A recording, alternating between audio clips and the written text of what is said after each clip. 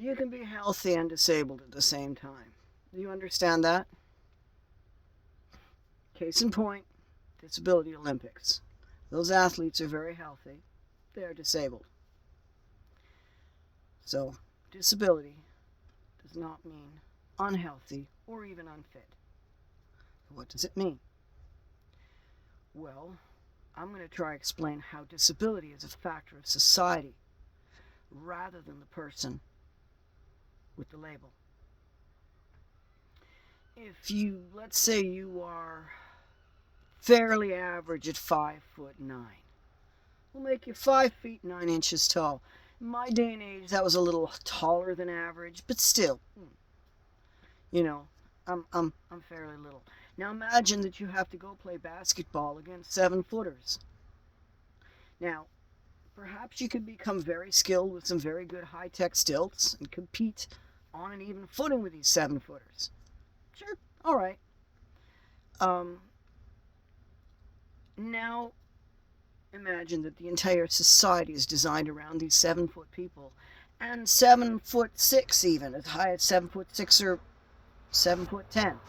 We're just, people got real tall and you didn't. The whole world's designed around it. You're gonna have to wear those stilts 24/7, or carry a ladder around, or get someone to help you with things. Now, tell me something. Are you disabled? There's nothing wrong with you. You're just in a world that's designed around a different body size, a different ability. And this is where disability becomes a social issue, and why disability can be so hard to understand when you are abled. And by the way, the privilege of being abled is different from the privilege of good health. Because you see, in a society where accommodations are treated as a basic right and an, oh yeah, of course, sorry we didn't anticipate that attitude, then people who currently have a disability become less disabled.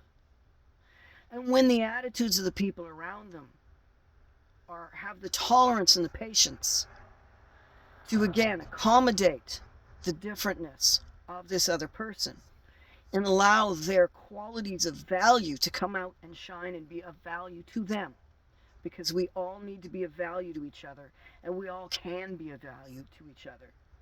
Maybe not to the point of being exploited by the overlords, but that's why the society is the way it is. That's why you are taught from the top down, through your media, through your music, through the stories fed to you, through so many different ways for the last, 1740, thereabouts is when the Industrial Revolution, and the wealthy class of people who got there through financially exploiting versus the people who got there through exploiting on land and deliberately exploiting people directly. Feed us everything, and then, when you mine, bring us the jewels and all that sort of thing. And now all of a sudden it was this money thing that if you could turn a lot of money out of a bunch of people, you could make a lot more money. And they started getting this concept of, how do we control large populations in order to force them to give us money? And if there's one thing folks like that don't like, is having to spend a little more money on a bespoke system to suit a variety of different people versus churning out a whole bunch of replicas that kind of fits the average. And in case you've been wondering, this is why everything's getting less comfortable than your forefathers had it. This is why clothing has to be so loose and unfitted to be comfortable. There was a time when clothing was made so that it was just the same size as your skin, and therefore as comfortable, no matter how many layers. And now the best we can do is a tunic and trousers, which is, by the way, a pretty decent outfit. So disability is created by the need to have exploitable, cheap to run workforce.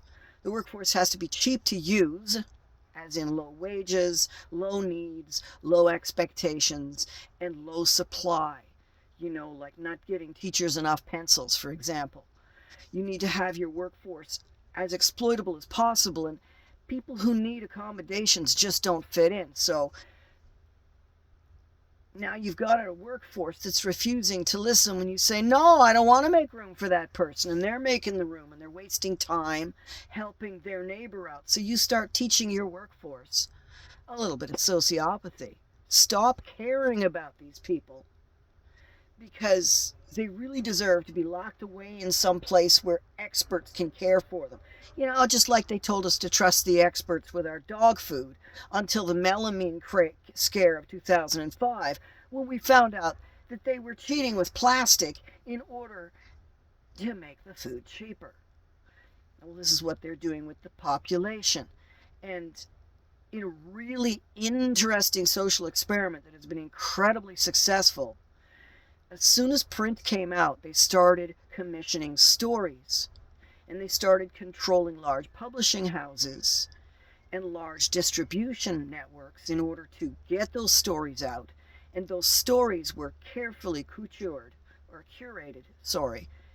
curated to create a certain mindset. And I don't think that it was planned beginning to end. I think it was designed as a system that they understood would recirculate and rebump itself as it went, as with generation and generation. And one of the parts of the system is that it breeds itself like a virus or a disease. People raised with these attitudes create media from within those attitudes and can be encouraged to push it a little further. And I'd like to say that the shock comedians of the 70s were an example of pushing it a little further. It looked like freedom. It looked like defeating the censors and the controllers. And what it actually was defeating the social consciousness and the social consideration of each other, and exalt the concept of me first. I want to say these things. I want the freedom to not care about the people around me. And anyone who had that message was lifted up. And anyone who had messages that were socialist was denigrated as harsh as possible. And they came very close to doing some very nasty things during the McCarthy era. And yes, most of this push has been coming through the United States because they just have the right system to become a media grindhouse for the propaganda message. And it really started to ramp up when radio came out.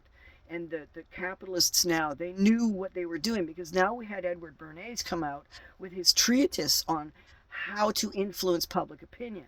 And it was PhD level brilliant. And he understood public psychology and how to influence. And they all ran with it. And more people studied under him and doing more research.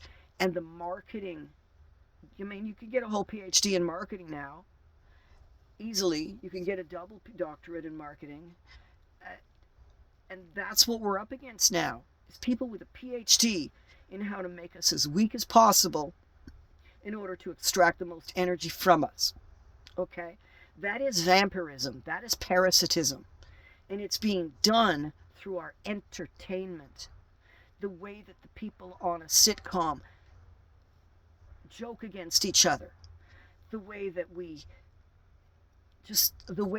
view each other as enemies instead of different being assets. It's now signifiers. I'm almost out of time. Point being, disability is a social label. Disability is not inherent in the person who wears that label. And sometimes it is utterly invisible, because what it is it keeps them from being employable, not from being useful. They're useful, but they're not exploitable enough, so they can't be employed. That's why they need to be supported.